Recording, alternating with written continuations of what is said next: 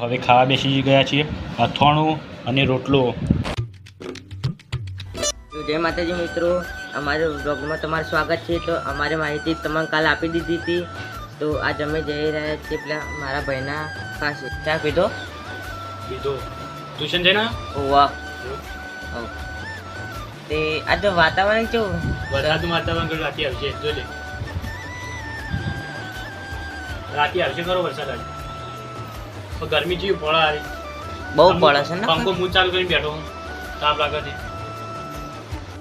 તો બપોરનો ટાઈમ થઈ ગયો અને યુવરાજભાઈ ખાવા બેસી ગયા છે. યુવરાજભાઈ શું કરો છો? ખાવા બેઠા છીએ. જો તમે દેશી આપણો અથાણું અને રોટલો. તો બપોરનો ટાઈમ છે, ખાવા બેસી ગયા. તમે આગળ બતાવીએ બ્લોગમાં બન્યા રહો.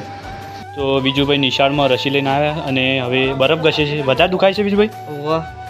તો બરફ ઘસે તમે જોઈ શકો.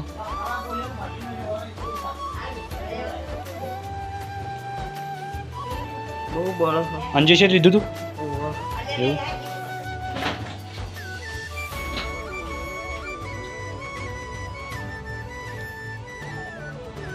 હોદનો સમય થઈ ગયો, નાસ્તો કરવાનો ટાઈમ થઈ ગયો એટલે અમે હોદના ભૂસા રહેતા નથી એટલે નાસ્તો કરીએ છીએ. ચવાણું નાસ્તો કરીએ. નાસ્તો કરીને આપણે બતાવીએ બ્લોગમાં બન્યા રહેજો.